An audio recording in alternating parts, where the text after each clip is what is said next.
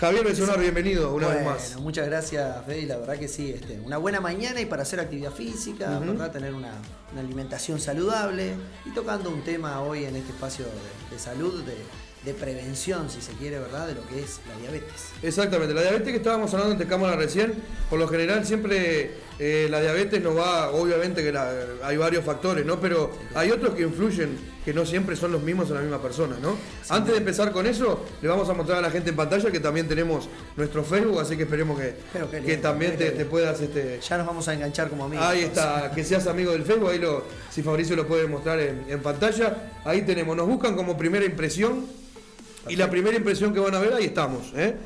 Pueden hacer preguntas también a través del Facebook, subir temas de interés, con mucho gusto preguntas también a veces para los invitados. Acuérdense que podemos tener el chat activado también para algún amigo que esté mirando por ahí y tenga que hacer una pregunta. Así que nos buscan como primera impresión, mandan la solicitud y con mucho gusto van a ser parte del programa.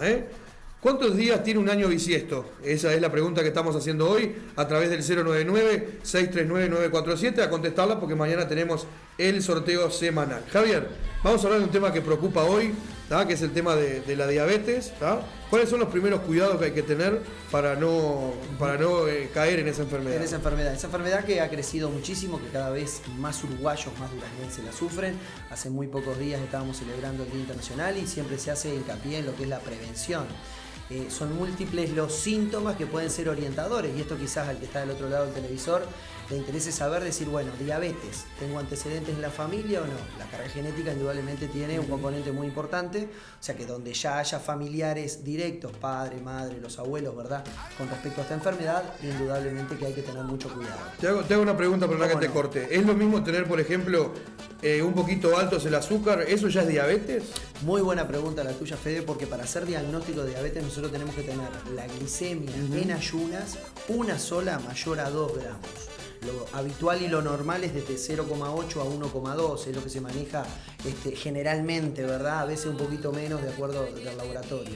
Pero tengamos en cuenta que para tener el diagnóstico de diabetes nosotros tenemos que tener 2 controles mayores a 1,20, ¿verdad? Uno solo no hace diagnóstico, salvo que uno solo sea mayor a 2 en ayunas y ahí sí, obviamente, ya involucra un montón de cuidados y análisis que se le va a hacer. ¿Dónde puede controlarse la gente eso, cómo está de nivel del azúcar, como se le dice? Bueno, en este espacio que lo manejamos habitualmente son múltiples, ¿verdad?, los lugares, pero tengamos en cuenta de que tanto a nivel público como privado el control del hemoglucotés, como recién veíamos en cámara, con una pequeña gota, ¿verdad?, de sangre, nosotros ya podemos tener un indicio, ¿verdad?, o un indicador de cuál es la glicemia en ayunas. Esa es la clásica pinchadura en el dedito. El pinchacito en el dedito, que muchas veces, ¿verdad?, con solamente ese pinchacito nosotros podemos ya tener una orientación de cuál es la glicemia y tener en cuenta que tiene que ser en ayunas, ¿verdad?, por lo menos con 4 horas de ayunas de no haber comido nada, porque si no, obviamente va a dar alterado.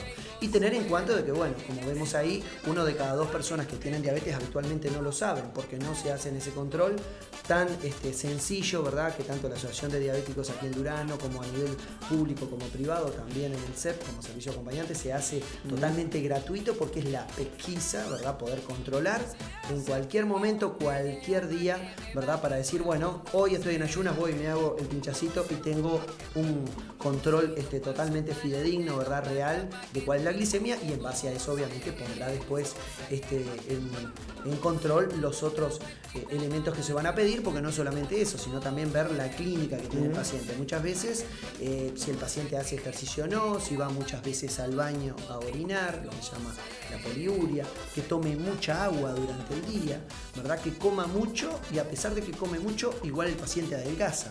Esos son los 4 síntomas generales, ¿verdad?, de lo que es el síndrome metabólico, lo que se dice habitualmente. Bueno, esto es indicador de diabetes. ¿Por qué ha aumentado? Cuando empezábamos la nota me dijiste es un caso que va en aumento y preocupa. ¿Por qué aumentó? Yo creo que el tema es los hábitos de vida, indudablemente la alimentación, cómo se vive, ¿verdad? Muchas veces el estrés, la sobrecarga, el estar muy apurado, el comer a destiempo o no realizar comidas que sean saludables, ¿verdad? Muy ricas obviamente en carbohidratos, harinas y todas estas cosas, son las que llevan a que indudablemente el paciente, acompañado al sedentarismo, también al poco ejercicio físico, no nos olvidemos que el azúcar, los carbohidratos son como la nafta súper que necesitamos para vivir. Exacto. donde nosotros estemos alimentándonos con todo esto y no estemos gastando energía, no hagamos ejercicio físico, indudablemente va a ser el principal componente para decir, bueno, esto puede ir camino a una diabetes, porque va de la mano con la obesidad, va de la mano con las enfermedades cardiovasculares, con la hipertensión arterial, ¿verdad? Indudablemente todo esto forma un combo después que indudablemente va a ser muy dañino para la presión. No nos olvidemos de que solamente presión alta y diabetes condiciona mucho la enfermedad cardiovascular y es la primera causa de muerte en el Uruguay, ¿verdad? En el paciente adulto joven. Entonces tenemos estos dos pilares, tanto la hipertensión como la diabetes, que son los dos grandes asesinos silenciosos, como se les llama muchas veces, de que empiezan a producir daño, ¿verdad? Y lesiones en nuestro organismo que después terminan obviamente en un infarto o en alguna hemorragia o en alguna cosa. Por eso el cartel de la diabetes mata muchas personas, la obesidad, ¿verdad? Que indudablemente condiciona muchísimo por la resistencia a la insulina, medicamentos especiales que van para los obesos, no es lo mismo el tratamiento en un flaquito que en un gordito, indudablemente todo esto tiene que ser evaluado por el médico de referencia o el especialista, el endocrinólogo, que es quien está capacitado para esto. Aparte puede ser porque, por ejemplo, siempre, bueno, dicen que las personas obviamente que tenemos sobrepeso, somos los que estamos más propensos, pero también yo le ponía un caso recién a los compañeros de, bueno, una persona allegada que creo que tiene el pesaje justo, pero bueno, es mucho el estrés y también como que hizo un disparo la cosa. No va siempre en lo mismo, la patología de cada uno. No, seguramente que no, y por eso es que cada cuerpo además es diferente, ¿verdad? El tema es conocer los riesgos, prevenir obviamente esas complicaciones, porque después las infecciones, la visión borrosa, problemas circulatorios, adormecimiento, ¿verdad? Son un poco los síntomas que empiezan a asustar un poco más al paciente. Heridas que de pronto se hacen y no cicatrizan rápidamente. Los diabéticos es uno de los grandes problemas que hay, ¿verdad? Es la cicatrización.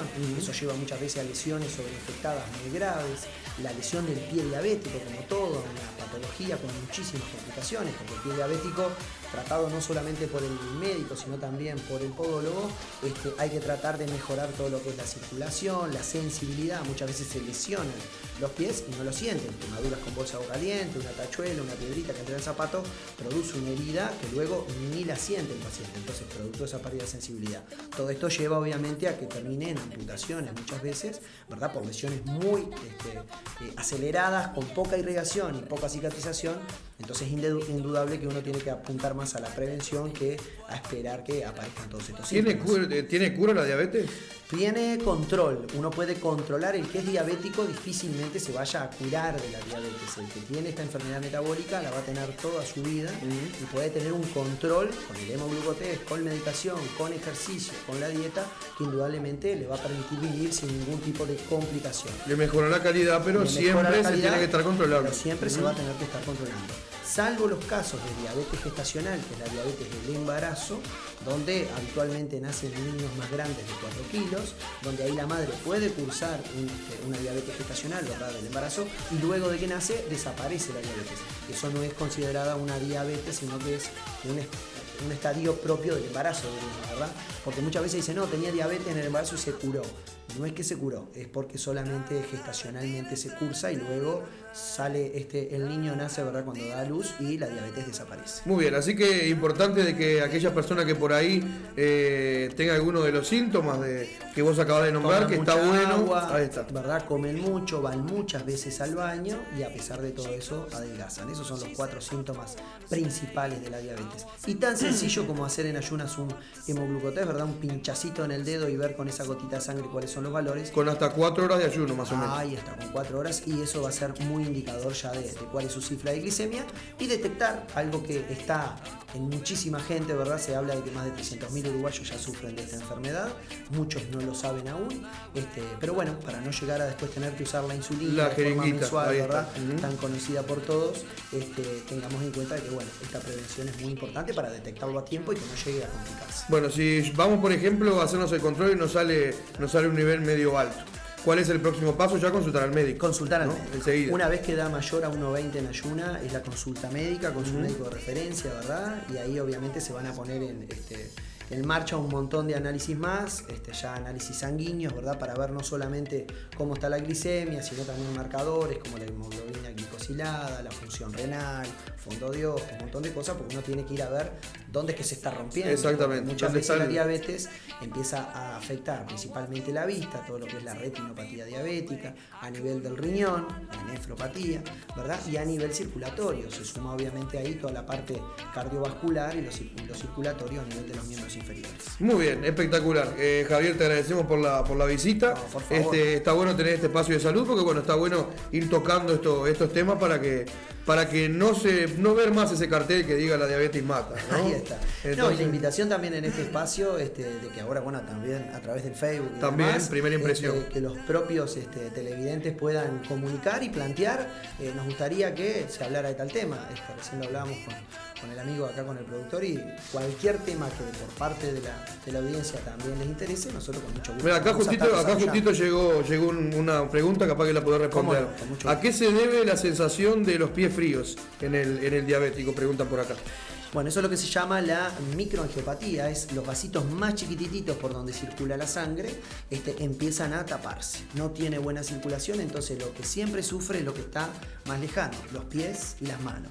La frialdad es por falta de circulación. Eso quiere decir de que hay algo que no está bien en esos cañitos más chiquitos, ¿verdad? Y a eso se debe la frialdad y muchas veces la pérdida de sensibilidad. Y ahí en ese caso, ¿qué tiene que hacer la persona que por ahí siente los pies fríos, como le decía el Hay televidente? medicación para eso, ¿verdad? Además del tratamiento de la diabetes, hay vasodilatadores que lo que hacen es, bueno, esos vasitos que estaban tan apretaditos, poder abrirlos y que la sangre pueda circular, ¿verdad? Como abrir las compuertas para que recircule nuevamente y que no se le vayan sobreagregando después lesiones, ¿verdad? Porque sobre la marcha, obviamente, al tener esos problemas circulatorios, puede provocarle lesiones en la zona más distal del organismo.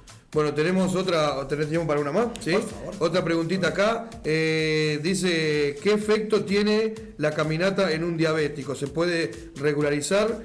¿Cuánto más o menos hay que caminar? Dice. Muy buena pregunta y bienvenida a esa pregunta. Habitualmente lo que decimos es el tema del ejercicio fundamental por dos cosas fundamentales.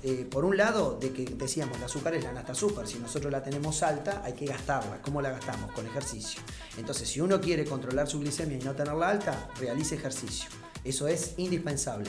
Además mejora sobre la pregunta anterior. El ejercicio moviliza la sangre, todo el retorno venoso. No nos olvidemos que en las pantorrillas tenemos como un corazón periférico, ¿verdad?